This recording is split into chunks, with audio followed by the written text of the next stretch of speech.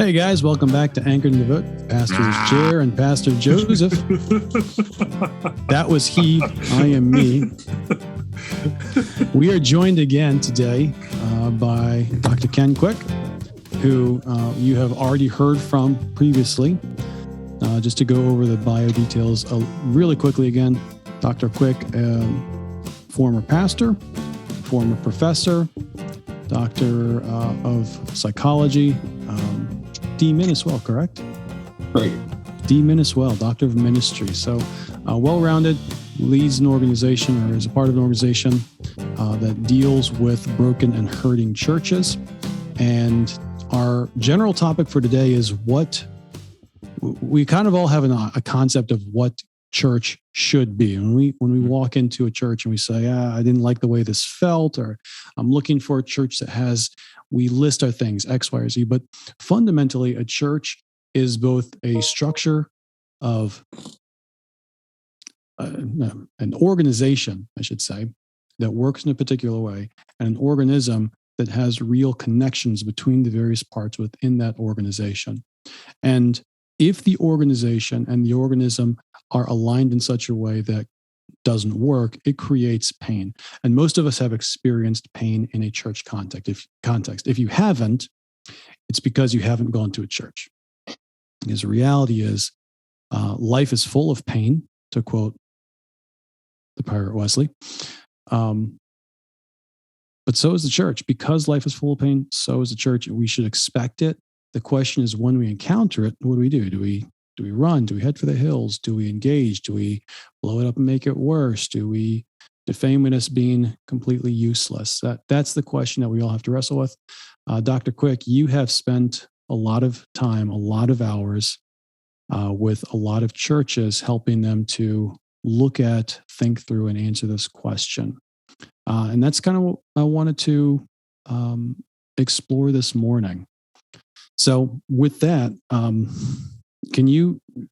my introduction to this was actually because the associate pastor I was working with at the time was taking a class called Exegeting the Church. He told me about it. It sounded extremely fascinating from a counseling and a ministry point of view. I took it, and I was honestly blown away by the concepts that you were going through.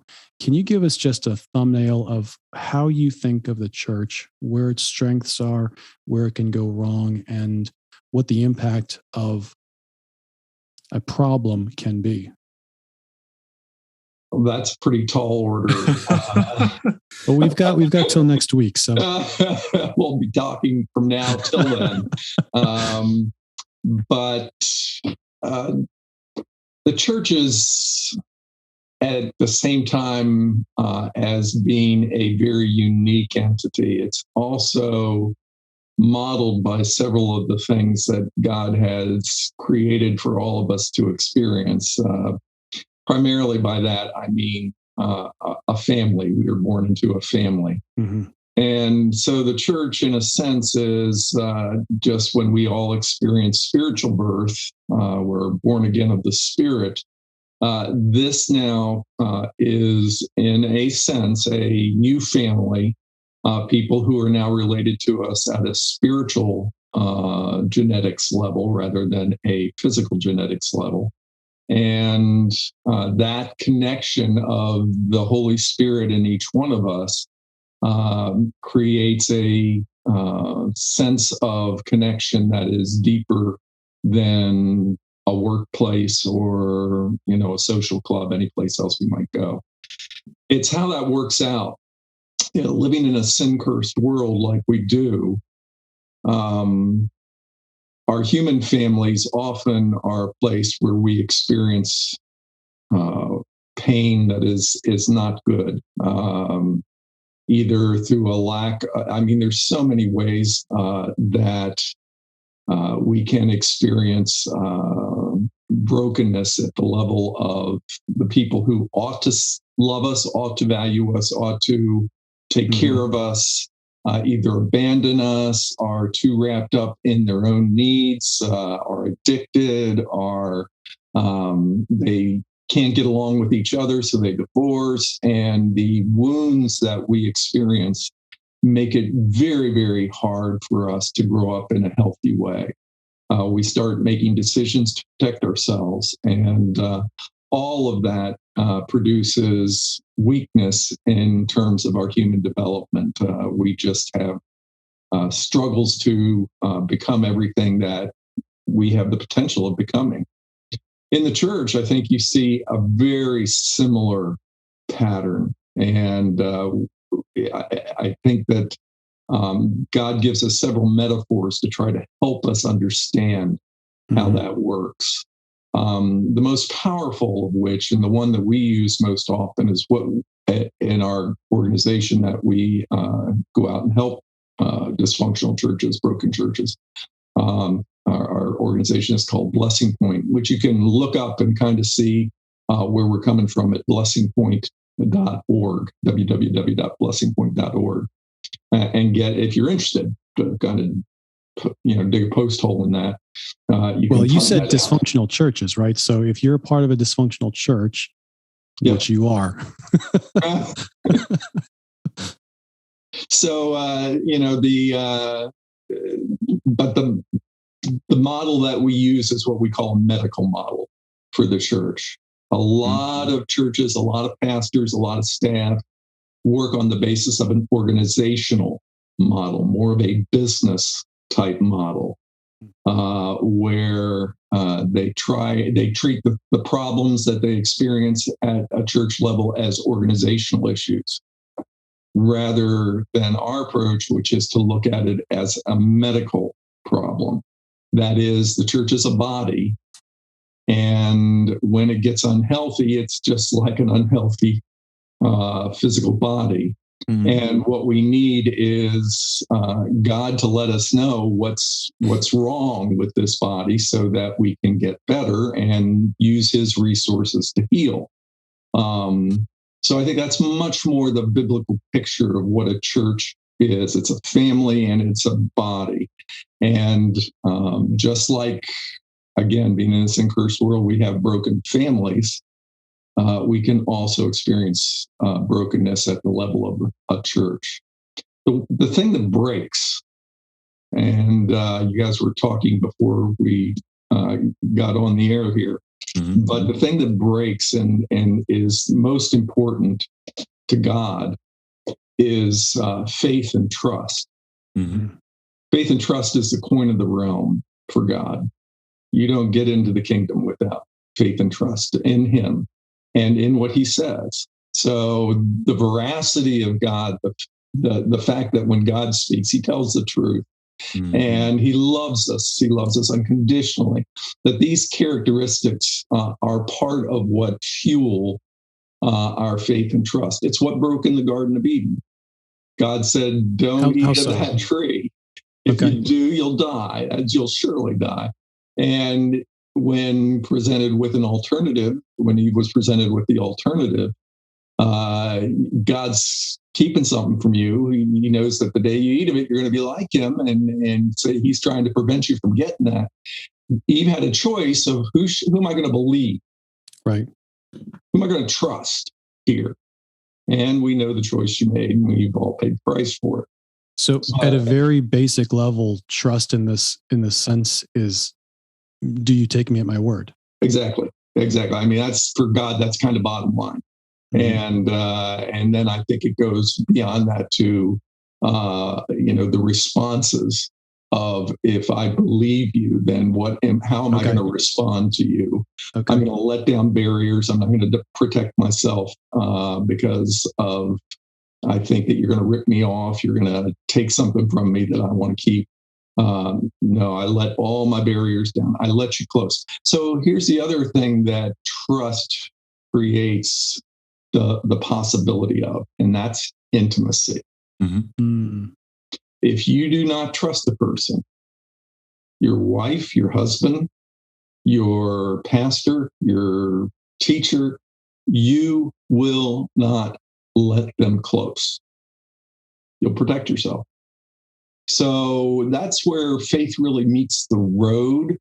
If I am unwilling to let barriers down to draw you close and be close with me, then that means my faith is not very good or strong in you. And the same is true with God. So growing up in a broken family, this cursed world, it's none of us grew up with perfect families, but depending upon the nature of the pain we've experienced, we now enter the church, and we've got stuff we have to overcome to be able to trust people, to trust Christ. That's happening in our personal life with walk with God, but it's also happening in terms of church and church leadership. And if I've had parents that have not seen me, have not recognized what I've got that I need, I'm going to come in, and I'm not necessarily going to believe when I walk through the door that the people who are in leadership in this church are any different than my parents were. I'm living out of my wounds. I'm living out of my pain. And Christ knows how deep those wounds are. So this is where if we trust him even a little, he will guide us to a place. A lot of times, and this is what we got to understand how church works. A lot of times the church he guides us to is there to not only build good things into my life, but also to reveal the deep wounds that he wants to heal in my life. Now, the way those wounds get manifest is by the experience of the similar type pain that we had when we were growing up.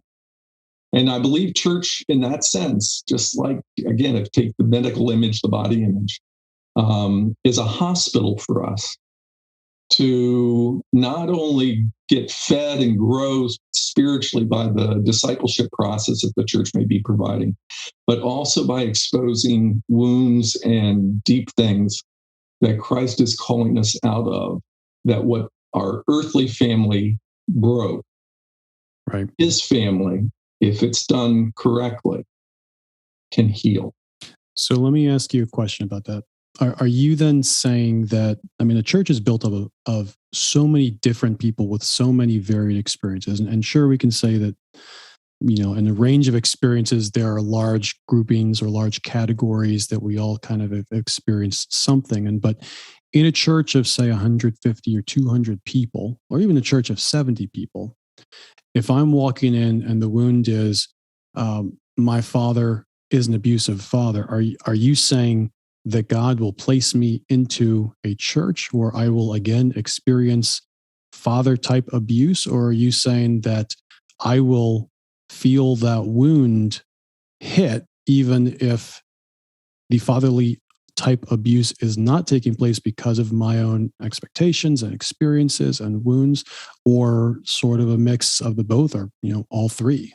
Yeah, you've taken an extreme situation where I've had an abusive parent. And I think as a pastor, you guys have had pastoral experience. You probably know that you've had people in your church who've experienced that depth of a wound.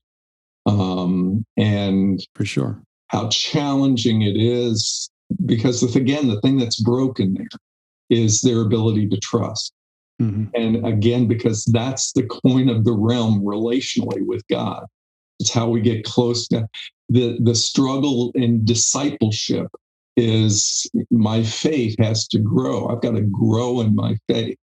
But the fundamental thing that needs to be there is that I believe that the person I'm relating to has, number one, my best interests in mind. Number two, is not going to hurt me unnecessarily. If I need discipline or something like that, right, that's okay. But if I'm being hurt for, inexplicable reasons, no, that's not okay. And again, I'm going to have trouble believing and trusting that this person is someone I can get close to. So I think the struggle is at the human level, we're still dealing with sin. So your church leaders, your elders, your small group leaders, your disciplers, they're still dealing with sin, and they're trying to overcome it. but God has placed you in relationships in the church that you're going to that are intended to help the discipler who's got his own or her own issues, as well as your own. So again, you're all on a journey that where God has wisely put you in places that these things are being exposed, that He in His love and grace are seeking to call us out of and heal.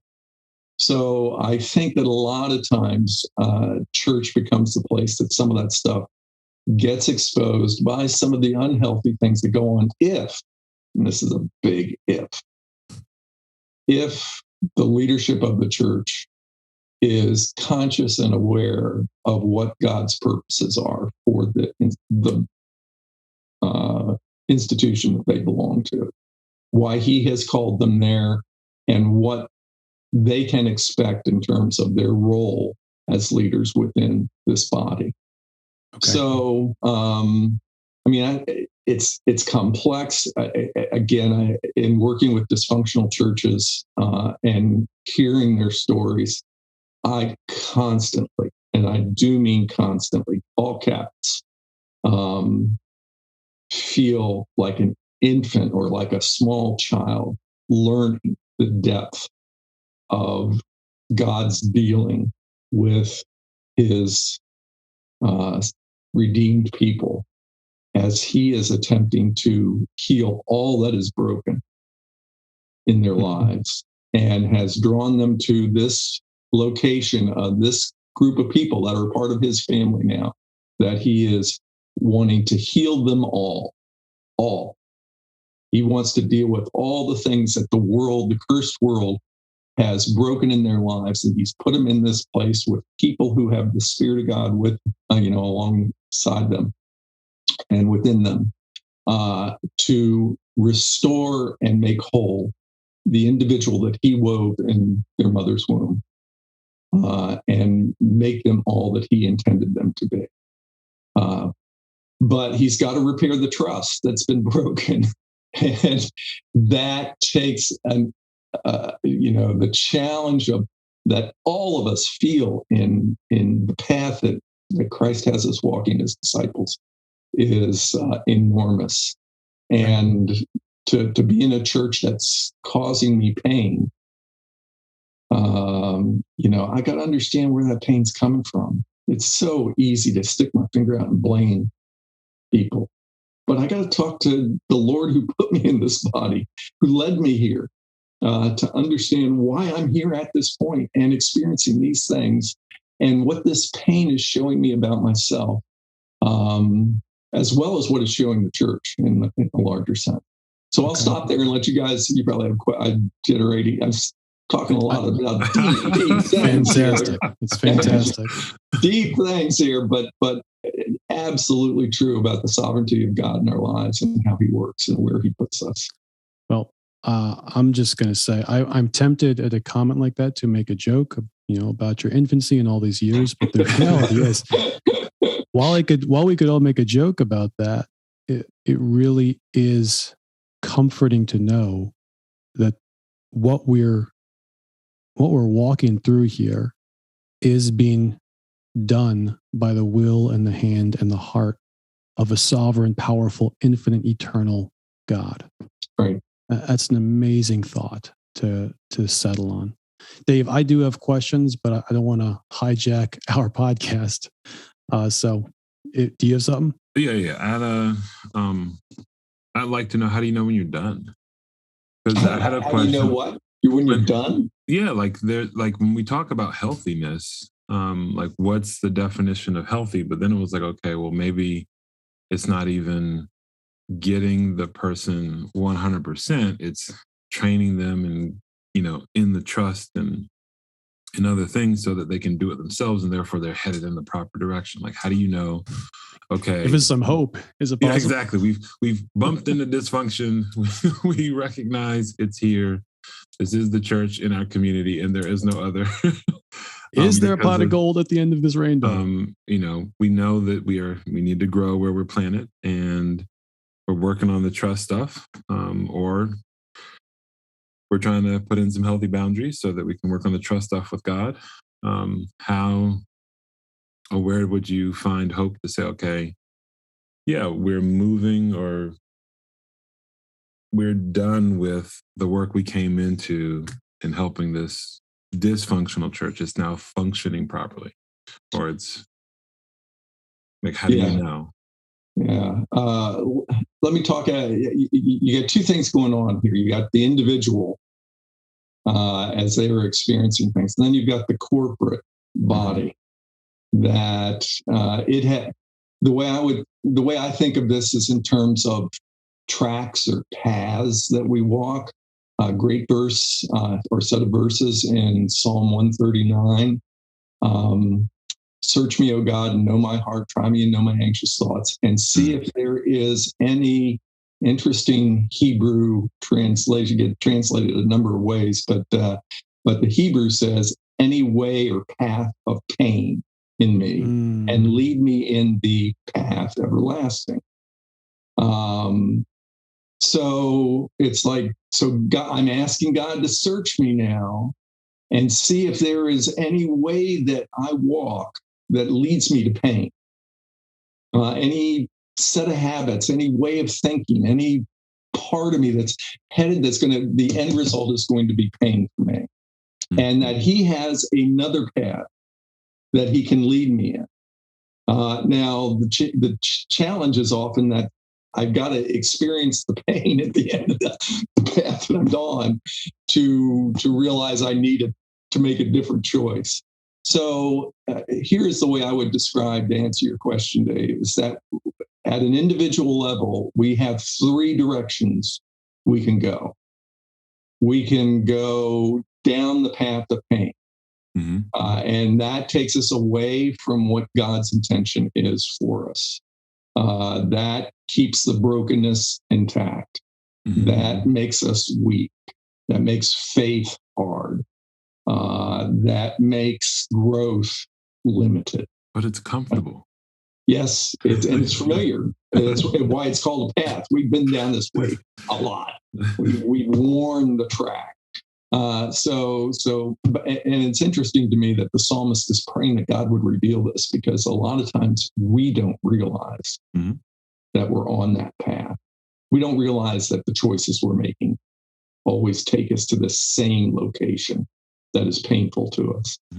Whether it's shame pain, whether it's behavior pain, whether just something produces pain. The second path is to stay at the same level, to not go up or grow, and not necessarily to fall back, but to maintain.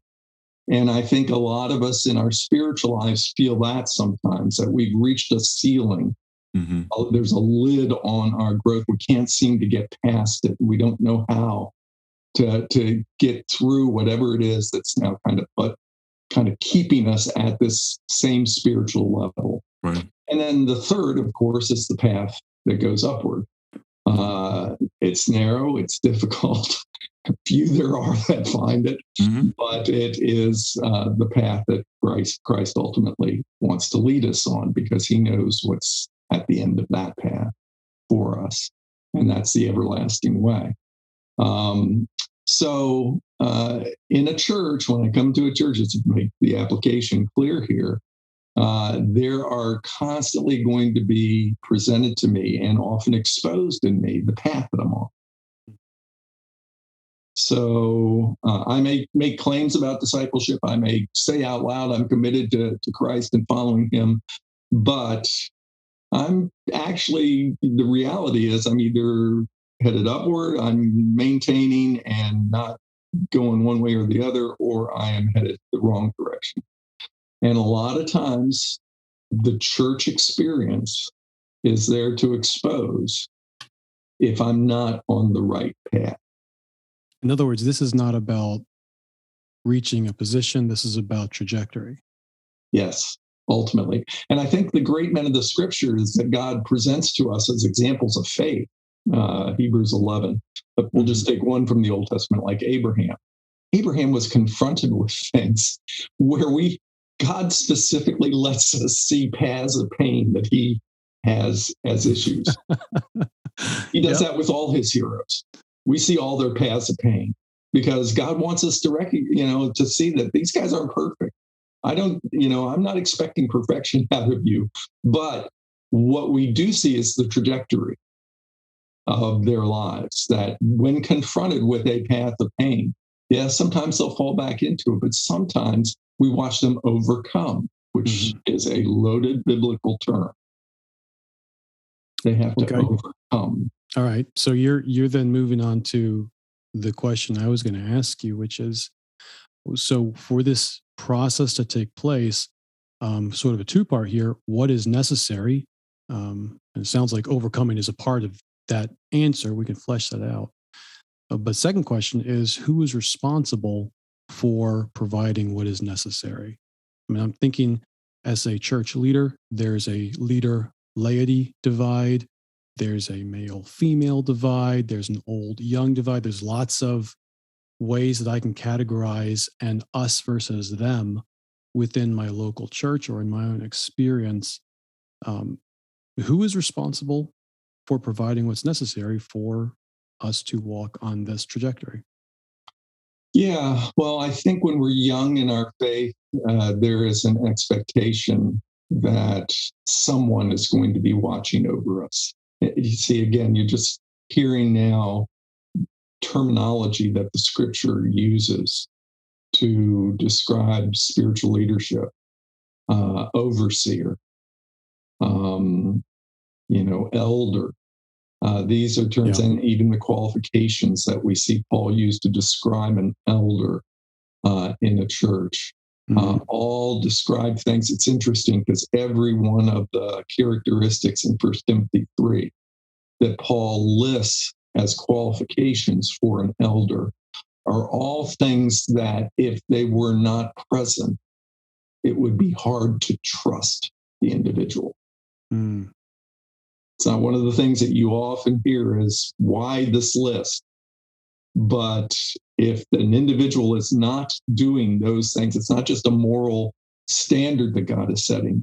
He knows relationally what each one of those things produces in a relationship. Now, again, if I'm a broken person, I come in and I can be relating to a person who has 1 Timothy 3 in line as keeping those things.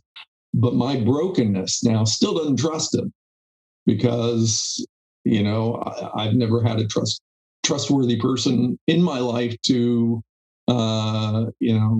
show me how this works. So God's going to lead me to a place where the potential for me, if I'm able to follow him and listen to him, can, expose some of the bad stuff and then heal it and restore it. If I am willing to hang on to him and trust that he's going to get me through this and show me what I need to heal from.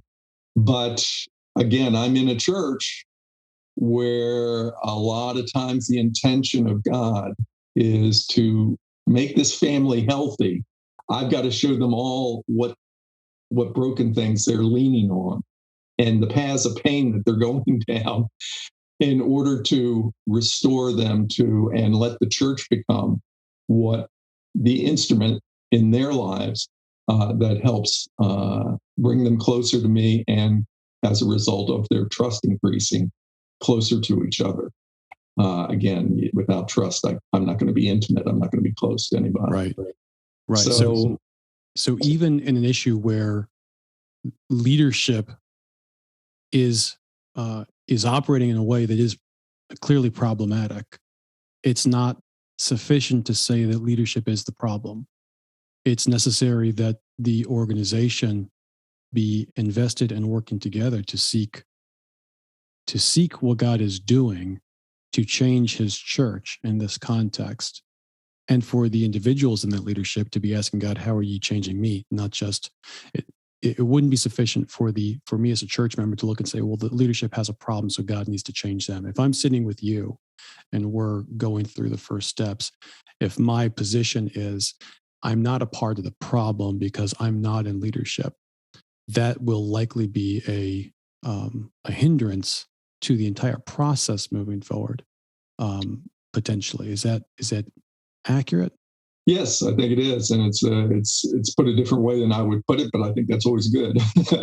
I think that, again, God is the amazing thing about God, and this is where His infinitude and His love and His grace gets manifest in ways that this is what makes me feel like an infant when I deal with church, is that He's doing this at a corporate level with however many people are in the church. Gosh, I wonder if it had gotten more complex for him with mega churches. But he is doing this with every single individual in the church.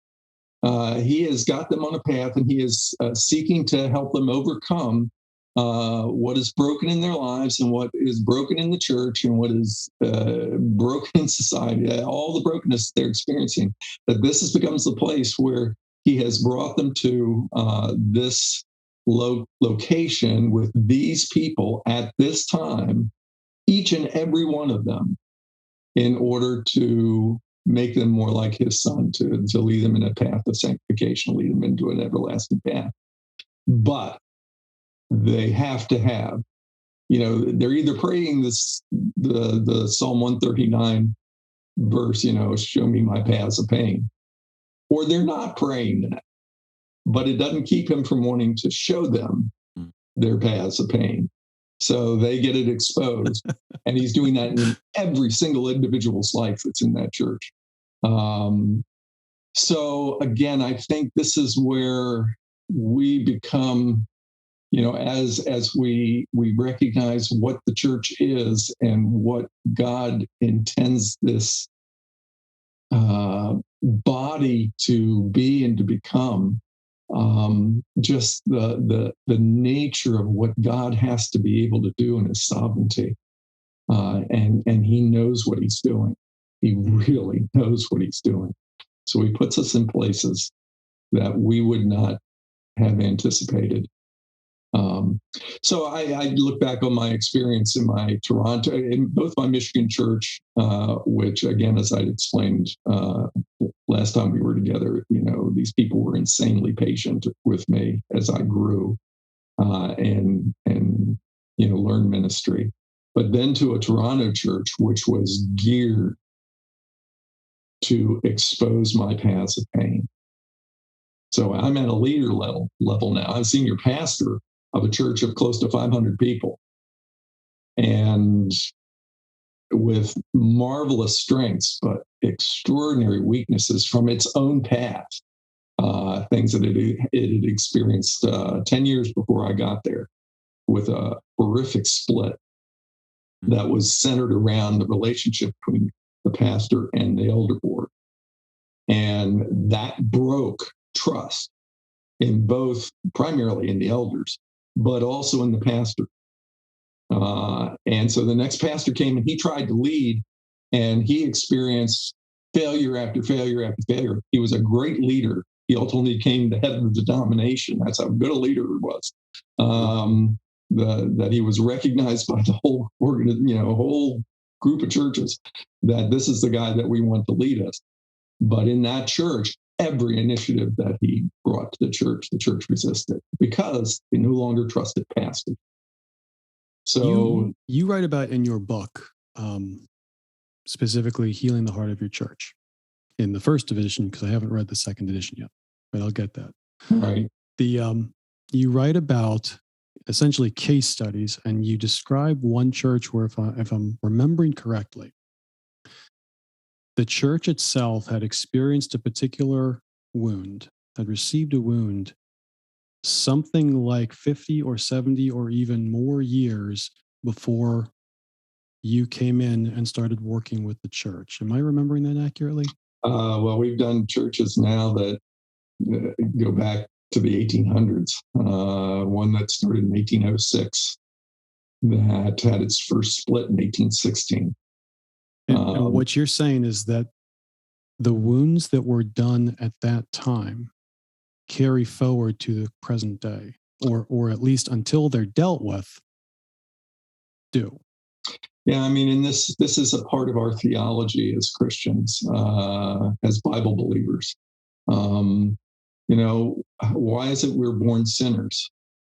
And I will sometimes ask this when churches are struggling with this very, very thing that you've articulated, Jeremy, that because they struggle with, mm-hmm. So you're saying, because they'll often say it this way, you're saying that these people back in 1911 that right. did this, that we're still carrying that God is holding us responsible for what they did. Are you saying that?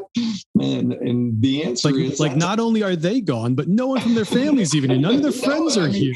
We are so far from that. How on earth could God be doing that? But my question is, this is theology.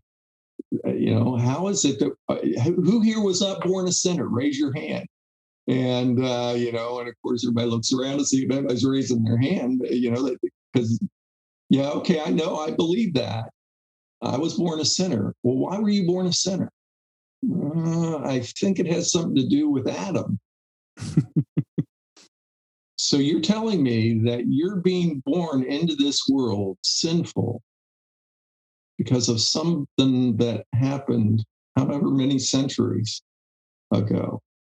Mm-hmm. And God is holding you're coming into the world responsible for the sin that was committed there. And the way God views it, the way the scripture has it, is that we were there when Adam did that. That's the nature of spiritual genetics. We were present in Adam when he did that. When in a church, I think the reality of spiritual genetics is very, very powerful. We were there when the church split back in 1816. We were there when the pastor was immoral, in 1902. We were there when the deacon absconded with church funds back in 1960. We were there when the black kid, black teenager, was lynched down the street from our church. So we were there. And that's the way God views it. If it's never been rectified, the thing is, there's an account that is put to, and the church continues to receive God's discipline on them for the failure that they had until they ultimately get it right and rectify it and take responsibility for it.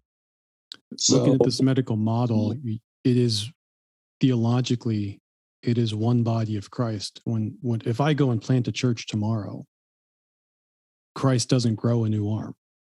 Right. He's got one arm, and wherever my church fits in his body, if there's a pain there, it's got to be dealt with. It doesn't go away because Christ doesn't go away. Well, I think if you're starting a church, now depends on how you're starting it. We've got stories. I like to do it through a violent split. Yeah, then you're carrying stuff. A split obviously carries wounds from the previous, and the major one of which is a wound in relation to authority, because that's what a split means. That's always what a split means. So, the impact of this, and we're digging a pretty deep post hole here in terms of kind of what you originally started with in terms of a young believer coming into a church and what do I look for. But these are the realities of kind of why Christ would lead you to a church that may be struggling with stuff, that its pain often will expose your own, and Christ is calling all of you to heal from that. So the pastor has something to heal from, the small group leader that's working with you, discipler, has something to heal from, and the church may be exposing what that is. And so I know and just saying that out loud to you guys, you're thinking about your own experiences and where you may even be at this moment in terms of painful things that you're experiencing, and why Christ would put you in this location at this time, exposing these things. It's because he wants all of us to heal, but he has to show us where our path of pain is to get us to be willing to be led in an everlasting way. And we may have things in that path of pain that we have to take responsibility for, to choose a trajectory that is different than the one that the path of pain leads us on. But that's discipleship. That's what I believe discipleship is. It is faith-based. I have to trust that God will lead me, show me this path of pain. As hard as much of my life, it may have been built around protecting myself from that kind of pain. Nevertheless, I still experience it because I haven't dealt with it in a way that's healthy. So that's how he makes people saints in the kind of Catholic sense, that they become sanctified by what they deal with, and become more trusting of God, who is leading them now in a way that reflects more and more of Christ's presence in their lives as these things get healed. Well, I really like the way that you landed that, because this really isn't about someone being at fault and someone having to correct a mistake or heal a wound. This is ultimately about us as a group of individuals, and then us as a corporate body saying, I will choose to trust God because God is for me. He loves me. He's at work here to do and to will of his good pleasure, and to make me into a person and a part of a corporate body that bears good fruit. And since that's his goal, I can align myself with this. I can trust him. I'm not necessarily trusting you, my boss, or you, my pastor, or you, my small group leader. I'm trusting God that he will work through you for my good in the midst of this pain. Well said. I get really excited about this, Dave. I do apologize about keeping you quiet here, man. No worries. We're gonna wrap this up, and thanks for listening. Know that we're gonna continue with Dr. Kenneth Quick to talk about spiritual disciplines. So this conversation will continue. You can catch it in the next episode. Thanks for tuning in, and have a blessed day.